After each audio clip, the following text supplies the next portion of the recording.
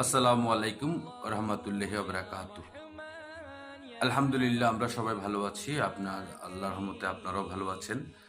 তো আমি ২টা কলব ভেঙে দেওয়ার জন্য আমি আপনাদের সামনে এসেছি। আমাদের ইসলাম ধর্মের ২টা কলব সবাই আমরা রীতিনীতি বলি, কিন্তু তার সেই কলবের অর্থটা আমরা জানি না। আমরা সচরাচর ইস্তেমা মাহফিলে এই ধরনের কলবগুলো বলে থাকি।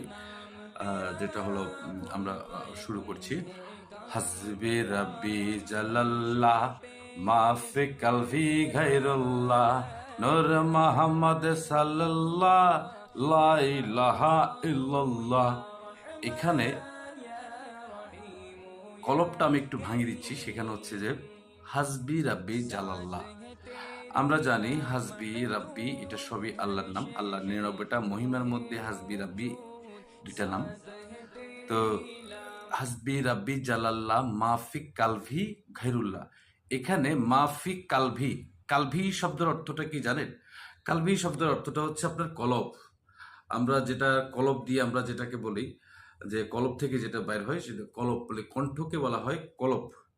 হাসবি রাব্বি জালাল্লাহ মাফিক কালভি ঘাইরুল্লাহ নূর মোহাম্মদ সাল্লাল্লাহ লা ইলাহা ইল্লাল্লাহ। মানে নূরের একজন হচ্ছে, সেটা হচ্ছে লা ইলাহা ইল্লাল্লাহ।